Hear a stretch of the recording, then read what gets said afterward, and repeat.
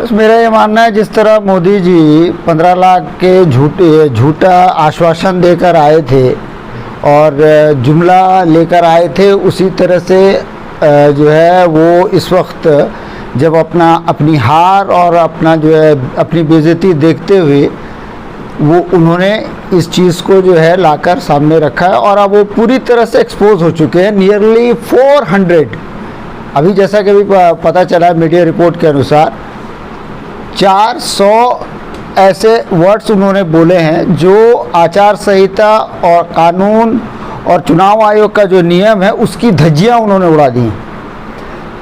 तो मोदी जी से ज़्यादा एक्सपेक्ट करना ठीक नहीं होगा। अभी सिर्फ 3 या 4 दिन बच रहे हैं, 4 दिन के बाद रिज़ल्ट आ जाएगा और एक हम पॉजिटिव उम्मीद रखते हैं कि इंडिया गठबंधन और जो ऑपोजिशन है उसकी सरकार बन जाए तो बन जाए। अगर न भी बनती है तो एक अंदाज़ा ये लगाया जा सकता है कि 50-50 में आएगा और वो हो सकता है मोदी जी जो है अंधे होकर या भाजपा वाले आरएसएस वाले जो है वो इसमें आकर जो है जिस तरह डोनाल्ड ट्रंप ने 2020 में अमेरिका में हारने के बाद जिस तरह से तमाशा किया था वैसे ही तमाशा भारत में भी हो सकता है, ऐसा हमारा अनुमान है। हाँ, 4 जून के बाद जो है इसके 50-50, लेकिन एनडीए का जो नारा है आपकी बात 400 के बाद, तो कैसे पॉसिबल होगा? आपका साउथ में एक भी सीट नहीं है, साउथ में आपको कोई पूछता तक नहीं है, नॉर्थ ईस्ट में आपका खटिया खड़ा है, लेकिन मोदी जी खुद को नॉर्थ इंडिया में मोदी जी तो अपने आप को खुद ही बताते हैं। मोदी जी कहते गंगा मेरी माँ, जमुना मेरी माँ, भारत मेरी माँ, गाय मेरी माँ। क्या है यार, सब उनके बाप की बीवी है क्या? मोदी जी जो बोलते हैं उसकी कोई वैल्यू नहीं होती। ना 15 लाख आएंगे, ना गंगा जमुना और वो भारत गाय उनकी माँ हो सकती है। उनके पिताजी ने किसी से शादी तो की नहीं, जिसको पकड़ते हैं उसको मेरी माँ बना देते हैं। वो कोई मतलब है उनका? वो झूठे आदमी है, हटाइए उनकी बात को, कोई मतलब नहीं। दूसरा जिस तरह से प्रधानमंत्री के भाषण आप देख रहे हैं, हाँ, अभी वो मंगलसूत्र की बात करते हैं, मुझे की बात करते हैं, अभी महात्मा गांधी को उन्होंने एक बयान दिया जी। क्या कितना सही एक प्रधानमंत्री महात्मा गांधी को फिल्मों के बाद जाने, जब गांधी की फिल्म आई तब जाने, इससे पहले जाने। तो आपका कहने का मतलब है कि गांधी जी को, तो देखिए गांधी जी भी गुजराती थे लेकिन वो एक महान आदमी थे और मोदी जी जो है ये झूठे आदमी। मोदी जी महान नहीं है? नहीं, इतनी महान है, झूठे महान है, झूठों में सबसे महान है मोदी जी, झूठों में सबसे महान है। गिरिराज कह रहे हैं कि देखिए वो गिरिराज हैं या गिरिराज हैं, वो क्या है वो खुद ही जानते हो। गिरिराज जी का ना बोले तो ही अच्छा। बिहार में उनका भी बहुत बुरा हाल है, बहुत ही सत्यानाश होने वाला है वहाँ पे। और गिरिराज जी जो हैं, अगर उनको बोलो वो मटन मच्छी खा के दिखा रहे थे, वो मटन मच्छी को ही गाली दे रहे थे मोदी जी। आपको पता होगा उनके 400 भाषणों में वो मटन मच्छी पर ही, वो मटन मुगल मच्छी पर ही बोल रहे थे। और ये गिरिराज सिंह हैं कि जब कोरोना काल में मटन और इस पर जो मच्छी पर को पाबंदी लगाई गई थी, डॉक्टरों ने कहा था कि ना खाओ, तब ये सामने आकर बोले थे कि मैं मटन मच्छी खाता हूँ। वो मोदी जी को दिखाई नहीं दिया था। माँ सबको बहुत टारगेट की पूरे चुनाव में माँ। ठीक है, मैंने बोला ना, मोदी जी तो बनारस में गए, बोले गंगा मेरी माँ, यहाँ गए जमुना में, मथुरा में गए जमुना मेरी माँ, सब जगह उनके बाप ने शादी कर रखी। माँ जो शब्द है, हाँ, इस सब से तमाम चीजों को उन्होंने कोलरेट तो और महंगाई भी उसमें आता है। सही बोला उन्होंने, माँ से महंगाई भी आता है। जैसे मोदी जी ने पहले भी माँ कहा ना, जब प्रधानमंत्री माँ, महंगाई की माँ शब्द का प्रयोग ही नहीं करते। ये मोदी जी के शब्द है, मेरे नहीं है। इस बार तो किए ना, हाँ किए ना, वही तो अपना ही शब्द किए। मोदी जी अपने सबसे बड़े क्रिटिक हैं। ये शब्द मोदी जी के हैं, आपको याद होंगे, याद है ना, क्योंकि आप लोग तो गोदी मीडिया हो, आपको तो पता ही होगा। मंगलसूत्र चोरी हो जाएगा, उठा निकाल लिया। देखिए थोड़ा कंट्रोवर्सी हो जाएगा। मंगलसूत्र का जहाँ तक सवाल है, मंगलसूत्र जसोदा बहन के पास भी था, वो कहाँ है अभी तक पता नहीं चला। जसोदा बहन को जानते हैं ना आप? हाँ ठीक, समझ गए होंगे आप। तपस्या कर रहे हैं मोदी से, कोई दिक्कत? वो जसोदा बहन का मंगलसूत्र छीन के तपस्या कर रहे हैं। ठीक है भैया, ऐसी तपस्या को रखो आप, हमें नहीं चाहिए ऐसी तपस्या। 45 घंटे की तपस्या, वो जितने घंटे की करे, वो तो 24 घंटे काम ही करते रहते हैं, सोते कब है मुझे भी नहीं पता। मोदी है तो मुमकिन है। आप लोग सिर्फ बखान करो, अडानी से पैसा लेके, अंबानी से पैसा लेके बखान करो, Modi Modi Modi. What the hell, क्या चाहते हैं आप लोग? अरे अडानी यहाँ पैसे तो टेम्पो से जाता है। हाँ तो ठीक है, ईडी को भेज दो उसके घर में, ईडी के उसके घर में भेजो।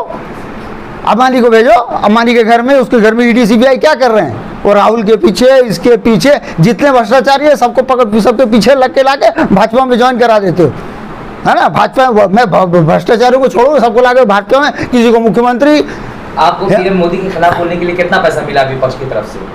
वो तो अंबानी अडानी का जो है टेम्पो मेरे घर आया था, उसका नंबर मुझे याद नहीं, देखना पड़ेगा, जोड़ के बता देगा। 15-15 लाख तो मिल ही गए थे। क्या लगता है 4 जून को सत्ता परिवर्तन होता हुआ नजर आ रहा है आपको? हाँ, उम्मीद तो है, क्योंकि जनता का जितना आक्रोश है, महंगाई का मौज जो बढ़ा रखा है, महंगाई को जिस तरह से बढ़ा रखा, बेरोजगारी को जिस तरह से बढ़ा रखा है, नारी अत्याचार को जिस तरह से बढ़ा रखा है, तो जनता तो त्राही त्राही कर ही रही है। जनता मोदी मोदी कर रही है, आप कह रहे हैं वो तो मणिपुर में जाके पूछना पड़ेगा, माँ से मणिपुर भी होता है, माँ से मणिपुर भी होता है, याद है या नहीं है आपको? 5 किलो राशन दिया है मोदी जी ने।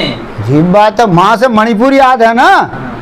अब राशन नहीं याद आपको मोदी का? कौन सा राशन, किसका राशन? मुफ्त की रेवड़ी। एक मिनट, मुफ्त की रेवड़ी मोदी जी ने कहा, मुफ्त की रेवड़ी, उसी की बात कर रहे हैं आप? मोदी जी के शब्द है, मेरे शब्द नहीं है। हमारे आदरणीय माननीय नरेंद्र दामोदर दास मोदी जी कहते हैं मुफ्त की रेवड़ी, तो वो मुफ्त की रेवड़ी की बात कर रहे हैं आप? मोदी जी ने ये भी कहा था, मुंगेरी लाल के सपने मत देखो, 400 पार, अब की बार 400 पार। कैसे? अब 800 पार, आप आज 800 पार भी कर सकते हैं ना, मोदी है तो मुमकिन है। अरे जब तुम्हारा टोटल इस एरिया में, जहाँ से तुम जो है, तुम्हारा जो बेल्ट है, जहाँ पर तुम ईवीएम गड़बड़ी करके, लोगों को डरा के, धमका के, विपक्षी पार्टियों का जो है नामांकन रद्द करवा के जो है तुम वोटिंग करवा रहे हो, अब तक लगभग 20 के जो है ना प्रत्याशी घोषित हो चुके हैं आपके बिना मतलब के। ये गणतंत्र की पूरी हत्या है। चुनाव आयोग ले चुपचाप बैठा हुआ है, ये आपको भी पता है। मतलब गणतंत्र की पूरी तरह से हत्या करके रखी हुई है इन्होंने। चुनाव आयोग को निष्पक्ष नहीं मान रहे आप? चुनाव आयोग तो अब चुनाव आयोग बन चुका, हम खुल के कह रहे हैं। हाँ। चुनाव आयोग है वो पूरी तरह से बिक चुका है, खत्म हो चुका है। 4 जून के बाद उसका क्या अंजाम होगा मैं नहीं जानता, जनता तो उसका इलाज कर देगी। आप पे भी कार्रवाई हो सकती है? क्या कार्रवाई करूँ? तो वो तो है, हम तो मुसलमान हैं, मुसलमान तो ऐसे ही थर्ड क्लास सिटीजन है इंडिया का, पकड़ के जेल में डाल दो। उमर खालिद अभी भी पड़ा हुआ है, उसका कसूर क्या अभी तक मेरी भी समझ में नहीं आया। लेकिन मोदी जी ये भी कह रहे हैं कि मुस्लिम परिवारों से मेरा जन्म बचपन का नाता है। तो वो तो बोले थे होता है तो सेवा ही उनके घर। अच्छा, वो तो मोदी जी तो ये भी बोले थे मैं पठान का बच्चा हूँ, ये भी बोले थे। बोलने में मोदी जी का क्या है, बोले थे ना टोंक राजस्थान में, मैं तो पठान का बच्चा हूँ। मैंने उनसे सिर्फ इतना पूछ दिया, मोदी जी अफगानिस्तान से पठान आपके घर आया था या अफगानिस्तान में आपकी अम्मा गई थी? इस पॉइंट पर मुझे 3 महीने के लिए जेल में डाल दिया। मुसलमानों की लेकिन आपको अभी भी माफी मांगना चाहिए, मोदी जी के बारे में ऐसा बोल रहे नहीं, मैंने मोदी जी के बयान पर मैंने जो है सिर्फ पूछा था सवाल। मोदी है तो मुमकिन है भाई जवाब देते। मुसलमानों की बस्तियों में जहाँ मुसलमान ज्यादा रहते वहीं मेरा बचपन बीता हुआ है, तो इससे उसका क्या लिंक है? इससे मतलब इस बात से मुसलमानों से हमदर्दी या मुसलमानों के उद्धार का क्या लिंक है? तो लिंक है मुसलमान मेरे भाई हैं, सबका विकास, सबका प्रयास, सबका साथ, सबका विनाश, टोटल सत्यानाश। ऐसा बोलने में आपको क्या खराब लगता है? यही है हकीकत। नाम बदल दो, सिर्फ विनाश का नाम विकास रख दो, ये है ना।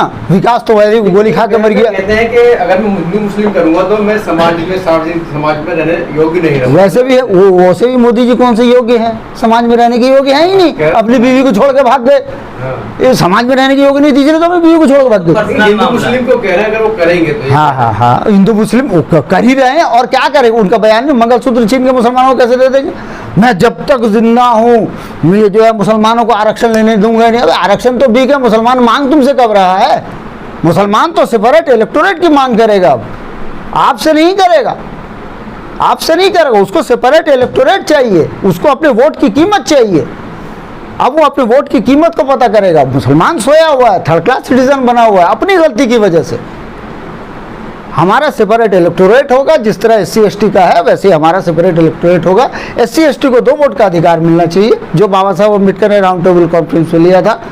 और मुसलमानों को सेपरेट इलेक्टोरेट मिलना चाहिए। अगर हमारे भी 80 से 90 MP आज पार्लियामेंट में होते तो हमारे साथ ये सलूक नहीं होता। चूंकि हमारा रिप्रेजेंटेशन कम है उसके अंदर, तो हमारे साथ जो है बदसलूकी होती है। इसमें बांटने की कौन सी बात है? SC ST के पास 131 सीटें, उससे क्या देश बढ़ गया?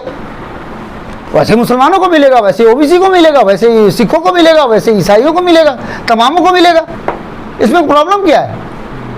इसमें प्रॉब्लम क्या? अगर ये विविधता तो है हमारे देश में ना, वेरिफिकेशन तो है। अलग अलग कम्युनिटीज़ हैं, तो हर कम्युनिटी का अपना अपना लीडरशिप होगा। सिर्फ एक ही कम्युनिटी दिखाई देती है आपको, जहाँ है वो हर जगह वही ब्राह्मण बनिए यही